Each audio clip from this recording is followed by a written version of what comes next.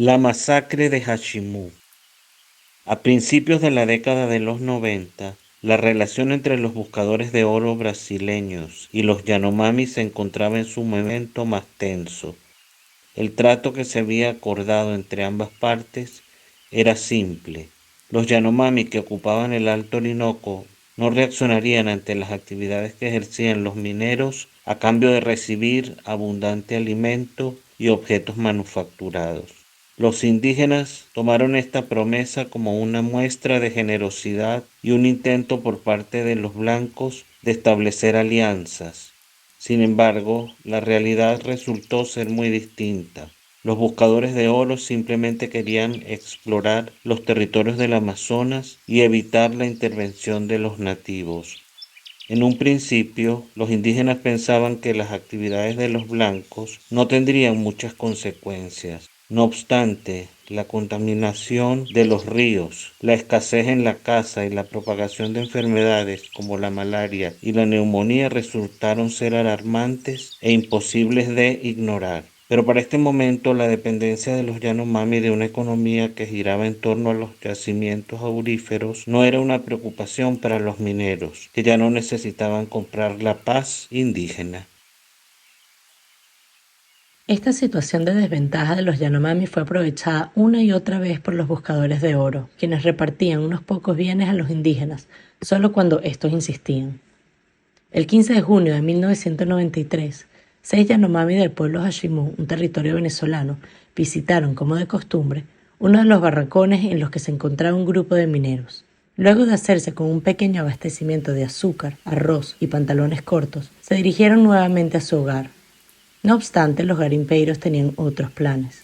Mientras los indígenas tomaban un descanso a menos de una hora del barracón, 6 blancos armados se acercaron a ellos y los invitaron a ir de cacería.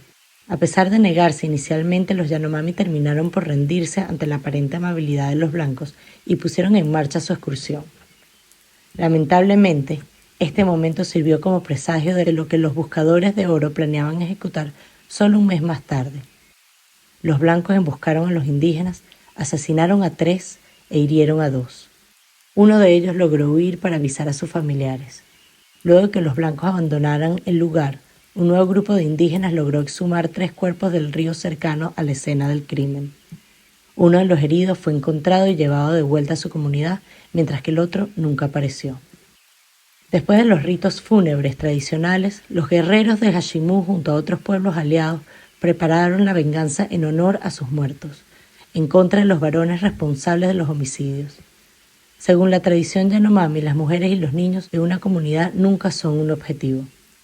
Luego de acechar a 2 buscadores de oro que hablaban junto a una fogata, los indígenas materializaron su venganza con el asesinato de uno de ellos. El otro logró escapar con una herida en la espalda.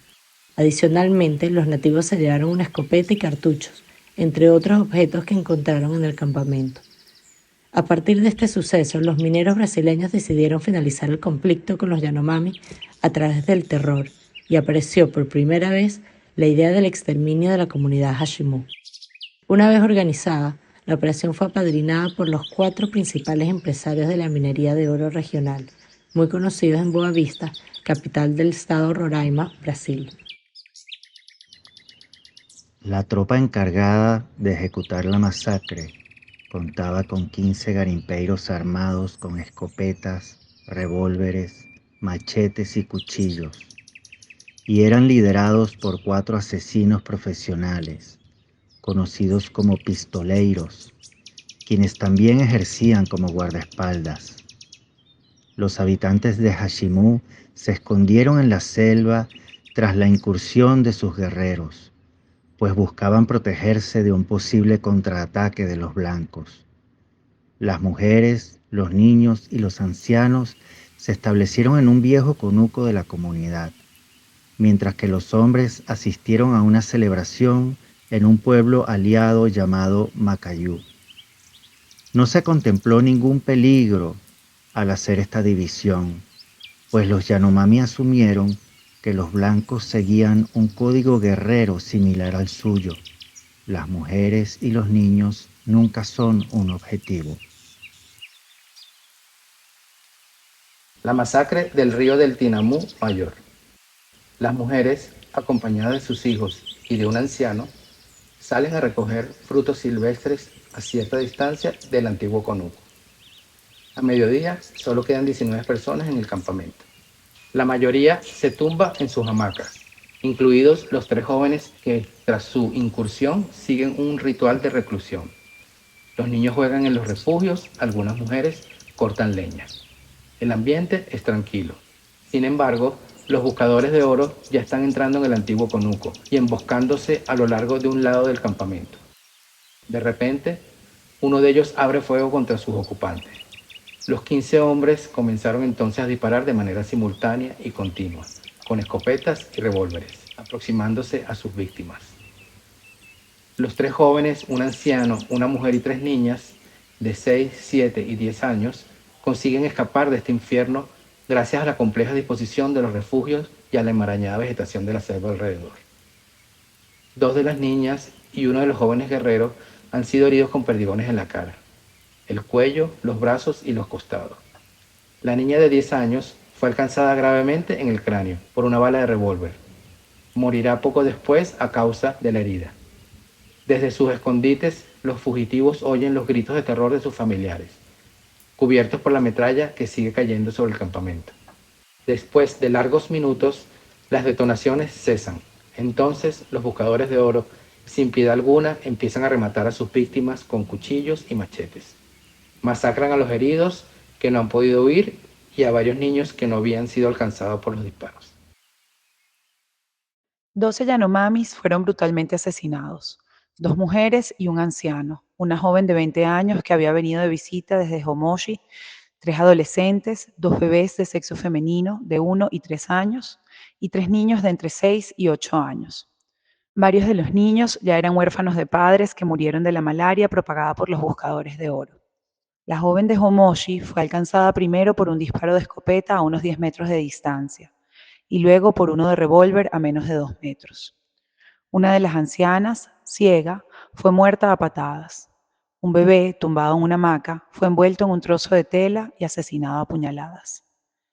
Al darse cuenta de que solo habían masacrado a una parte del grupo y decididos a aterrorizar a los supervivientes, los buscadores de oro mutilan o desmiembran los cadáveres de sus víctimas. Se apoderan de las armas que encuentran en el campamento y dan media vuelta, lanzando una bengala de señalización para disuadir a cualquier posible perseguidor. Al cabo de unas horas, llegan de nuevo a las casas colectivas del río Hashimu. Sintiéndose más seguros allí, deciden pasar la noche en ellas. Al día siguiente amontonan todos los objetos dejados por los Yanomamis, entre ellos unas 15 ollas de aluminio. Los ametrallan y los destrozan luego a machetazos. A continuación, prenden fuego a las 2 viviendas y regresan a los barracones de sus yacimientos mineros. Pasan varias semanas sin que se filtre fuera de la selva información alguna sobre su crimen. Sin embargo, a mediados de agosto, los criminales escuchan de repente hablar en la radio acerca de la masacre que han perpetrado. Inmediatamente deciden huir de la zona. Alcanzan una pista de aterrizaje clandestina situada a pocos días de distancia. Allí amenazan con matar a cualquiera que los denuncie y obligan a los pilotos de monomotores allí presentes a llevarlos a Boavista. Tras llegar a esta ciudad, la mayoría de los asesinos se dispersaron lo más rápidamente posible a lo largo y ancho del país. A pesar del horror que los persiguió durante los ritos funerarios, los Yanomami decidieron a vengarse de los blancos, pues ya no los percibían como dignos enemigos. Los buscadores de oro pasaron a ser vistos como seres maléficos. No eran seres humanos con los que compartieran un código guerrero. Se recolectaron pruebas en contra de 23 buscadores de oro involucrados en la masacre. Sin embargo, solo 5 de ellos fueron juzgados y condenados a un total de 98 años en prisión en diciembre de 1996. Únicamente 2 responsables fueron encarcelados. La masacre de Hashimu fue considerada y juzgada como intento de genocidio, un hecho inédito en la historia jurídica brasileña en relación a una matanza de indígenas.